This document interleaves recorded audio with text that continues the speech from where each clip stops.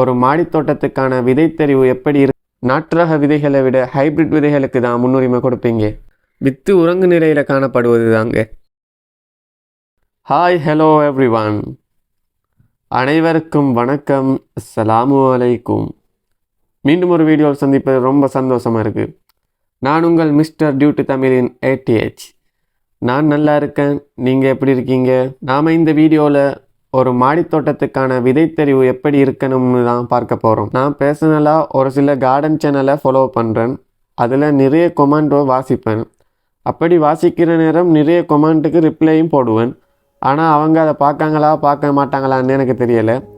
ஆனால் என்னோடய சேனலில் இந்த வீடியோ போட்டால் அந்த வீடியோவில் டவுட்ஸ் கேட்ட நிறைய பார்வையாளர் இருக்குது. உடனே இல்லைனாலும் சில நாட்களுக்கு பின்னால் சரி அந்த டவுட்டுக்கான ஆன்சர் அவங்களுக்கு கிடைக்கும் நல்ல ஒரு நம்பிக்கையில் தான் இந்த வீடியோ போடுறேன். நீங்கள் கேட்கலாம், அந்த வீடியோவில் டவுட் கேட்டவங்களுக்கு நீங்கள் போகிற இந்த வீடியோவில் எப்படி டவுட்டுக்கான ஆன்சர் போய் சேரும் நல்லி? அந்த டவுட் கேட்ட நண்பரோட ஃப்ரெண்ட்ஸ் அல்லது உறவினர்கள் நம்மளோட சேனலோட சப்ஸ்கிரைபராக இருக்கிற பட்சத்தில் அவங்களுக்கு இது போய் சென்றடையும்.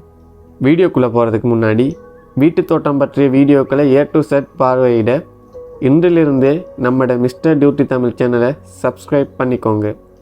இது போன்ற வீடியோக்களை உங்களோட ஃப்ரெண்ட்ஸ் மாரும் பார்வையிடணும்னு சொன்னால் அவர்களுக்கும் இந்த வீடியோட லிங்கை ஷேர் பண்ணுங்கள். இந்த வீடியோ 1000 லைக்ஸ் டார்கெட் அடிக்கிறது படி எல்லாரும் மறக்காமல் லைக் போட்டுருங்க. வாங்க வீடியோக்குள்ளே போகலாம். நீங்கள் ஒரு மாடித்தோட்டத்தில் சின்ன சின்ன கார்டன் செய்கிற ஆளாக இருந்தால் நீங்கள் கட்டாயம் நாட்டு ரக விதைகளை விட ஹைபிரிட் விதைகளுக்கு தான் முன்னுரிமை கொடுப்பீங்க. ஏன்னா ஹைபிரிட் விதைகள் குறைந்த பரப்பில் குறைந்த நேரத்தில் அதிக லாபத்தையும் அதிக விளைச்சலையும் தரும்னு அனைவருக்கும் தெரிந்த விடயம்தான். அந்த வீடியோவில் நாட்டு ரக விதைகளை பயிரிட்டவங்க நாட்டு ரக விதைகள் சரியான முறையில் வளர்ச்சி அடையலை, சரியான முறையில் முளைக்கவில்லை, உரிய நேரத்துக்கு முளைக்கவில்லைன்னு நிறைய குறைகளை சொல்லியிருந்தாங்க. அந்த கொமெண்ட் ஃபுல்லாக நான் வாசித்ததால் நான் நிறைய விடயங்கள் அதிலிருந்து நோட் பண்ணிக்கொண்டேன். அதுலேயும் நிறைய பேர் ஏன் எங்களோட விதைகள் நாங்கள் சரியான முறையில் பயிரிட்டும் எங்களுக்கு முளைக்கலைன்னு நிறைய டவுட்டை கேட்டிருந்தாங்க. ஹைபிரிட் விதையாக இருக்கட்டும் நாட்டு ரக விதையாக இருக்கட்டும், ஒரு விதை அல்லது வித்து முளைப்பதற்கு ஒரு சில நிபந்தனைகளை பூர்த்தியாகணும். அந்த வகையில் நாம் விதைகளை நடும்போது சரியான முறையில் நீர் கொடுக்கணும். அடுத்தது சுவாசத்திற்கு ஆக்சிஜன் வாயு தேவை. அதற்கடுத்தது சூரிய ஒளி தேவை. சூரிய ஒளி ஏன் தேவைன்னா பரந்த அளவில் வெப்பநிலை வீழ்ச்சியை பேணுவதற்கு தான் சூரிய ஒளி கட்டாயம் தேவைப்படுது. இவை மூணும் கட்டாயம் தேவையான முக்கிய காரணியாகும். இப்போ நீங்கள் எனக்கிட்ட கேட்கீங்க, தம்பி அப்போ வளமான மண் அவசியம் இல்லையான்னு? அதுக்கு நான் சொல்கிற ஆன்சர் என்னன்னா, ஒரு வித்து முளைக்க வளமான மண் அவசியம்னு மேலே கூறிய அந்த மூன்றோட ஒப்பிட்டு அதிர அளவுக்கு சொல்ல முடியாது. ஏன்னு சொன்னால் தற்போது வித்து முளைப்பதற்கு ஒரு வளர்ப்பு ஊடகமாக கொக்கோபீட் பயன்படுத்தலாம். அதே மாதிரி ஈரமான பஞ்சியும் பயன்படுத்தலாம், ஸ்பாஞ்ச். அந்த நேரம் பார்க்குற நேரம் நமக்கு வளமான மண் இருந்தால் மட்டும்தான் உற்பத்தி செய்யலாம்ன்றது இல்லை. இந்த கொக்கோபீட் ஈரமான பஞ்சை பயன்படுத்தி கூட உற்பத்தி செய்யலாம். அதனால் வளமான மண் ஒரு அவசியமானதாக இருந்தாலும் அந்த மேலே குறிப்பிட்ட முக்கியமான காரணிகள் அளவுக்கு அவசியம் இல்லை.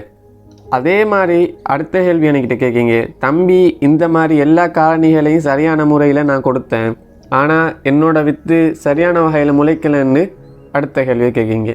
ஆமாங்க, சில வித்துக்கள் அடியோடு முளைக்காது. அதே மாதிரி சில வித்துக்கள் மாதக்கணக்கான நாட்களுக்கு பின்னால் முளைக்கும். இதை பார்க்குற நேரம் சிலவங்களுக்கு வெறுப்பாகும். சில நேரம் வித்துக்கள் அவங்க போட்டிருக்கிற பதியத்தில் விட்டு முளைக்க தொடங்கும். இதை பார்க்குற நேரமும் சிலவங்களுக்கு சின்ன சின்ன வெறுப்பு உண்டாகும். இந்த மாதிரி பிரச்சனைக்கு என்ன காரணம்னு பார்த்தா வித்து உறங்கு நிலையில் காணப்படுவது தாங்க.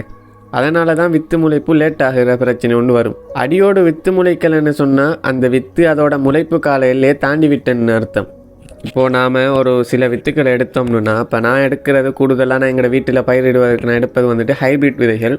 இந்த விதைகள் வந்துட்டு கிட்டத்தட்ட ஒரு வருட காலையில் காலாவதி தேதி கொண்டு இருக்கும். அந்த நேரத்தில் அந்த உற்பத்தி செய்த நாட்கள்லேருந்து ஒரு வருட கால எல்லாம் முடிஞ்சதுக்கு பிறகு எங்களோட வீட்டில் நான் நாட்டின் எந்த வித்துக்களுமோ அல்லது விதைகளோ சரியான முறையில் முளைக்கலை, எதுவுமே முளைக்கலை, அடியோடு முளைக்கலைன்னு சொல்லலாம். அந்த வித்து நான் கடையில் வாங்கும்போது கவனிக்காமல் வாங்கிட்டேன், டேட்டை பார்க்காம. ஆனால் நீங்கள் ஒரு ஹைபிரிட் விதை கடையில் வாங்க போகிறீங்கன்னு சொன்னால் கட்டாயம் உற்பத்தி தேதி காலாவதி தேதி ரெண்டையும் பார்த்துக்கோங்க. வித்துரைகள் கடினமாக இருக்கிறதால தான் வித்து உறங்கு நிலையில் காணப்படும். அதை எப்படி சரி செய்கிறேன்னு சொன்னால், தண்ணியில் ஊற போடுவதன் மூலம் அதை சரி செய்து கொள்ளலாம். எங்கட வீட்டில் நாங்கள் சிறிய வித்துக்களை 12 மணி நேரமும் பெரிய வித்தாயின் அதை ஒரு 24 மணி நேரம் ஊற விடுவோம். அதற்கு பிறகு ஊற வச்ச வித்துக்களை எடுத்து பதியத்தில் நான் நாட்டுவேன். அது சரியான முறையில் வளர்ந்து வரும். நீங்கள் நாட்டு ரக வித்துக்களை தெரிவு செய்யும் போது 2 விடயங்களை முக்கியமாக பார்த்துக்கோங்க ஃப்ரெண்ட்ஸ். முதலாவது, பூச்சி ஏதாவது சாப்பிட்டு இருக்கா அல்லது தாக்கியிருக்கான்னு பார்த்துக்கோங்க. வித்துக்களை நல்லா ஒவ்வொன்றா எடுத்து முக்கியமாக பாருங்கள். நீங்கள் வித்துக்கள் எடுக்கும்போது அதில் வந்துட்டு தூசி மாதிரி ஏதாவது இருந்தால் கட்டாயம் அதை உன்னிப்பாக ஒவ்வொன்றா எடுத்து பாருங்கள். சில வேளை சின்ன துளையிட்டு பூச்சி உள்ளுக்கு போயிருக்கு, அதனால் அந்த வித்து முளைக்காது. இரண்டாவது, வித்துக்களோட பாரத்தை பார்த்துக்கோங்க. வித்துக்களுடைய பாரம் அதிகமாக இருக்கிற நேரம் அந்த வித்து தரமான வகையில் முளைக்கும். முன்னோர் இதற்காக தான் உப்பு கரைசல்ல வித்துக்களை போட்டு பார்ப்பாங்க. அதில் மிதக்கிறது எல்லாமே கழிவாக எடுத்துருவாங்க. உப்பு கரைசல் மூலம் எப்படி வித்துக்கள தரத்தை செக் பண்ணி இன்னொரு வீடியோவில் போடுறேன். அதை பார்க்குற மூலம் உங்களுக்கு தெரிஞ்சு கொள்ளலாம். நீங்கள் ஹைபிரிட் விதைகளை அல்லது வித்துக்களை தெரிவு செய்வீங்க என்னென்னா அதில் ஒரு சில விடயங்களை பார்த்துக்கோங்க ஃப்ரெண்ட்ஸ். ஹைபிரிட் விதைகளை பொறுத்த வரையில் எல்லாமே அதோட பெக்கெட்டில் போட்டிருக்கும். விதை தொகை இலக்கம் மற்றும் விதை சட்டத்தின் பதிவு இலக்கம் போட்டிருக்கானு பாருங்கள். இது போட்டிருந்தால் தான் நீங்கள் வாங்குகிற அந்த உற்பத்தி கம்பெனி சட்டபூர்வமாக ரிஜிஸ்டர் பண்ணியிருக்காங்கன்னு அர்த்தம்.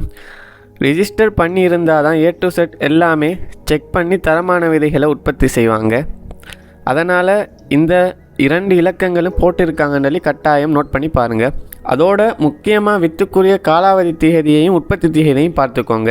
நான் வாங்குகிற விதைகள் எல்லாமே 1 வருட கால எல்லை கொண்டது. அதில் பல தடவை காலாவதி தேதிக்கு 1 மாதத்திற்கு முன்னே நான் நாட்டி ஒரு சில வித்துக்கள் முளைக்காமலும் போயிருக்கு.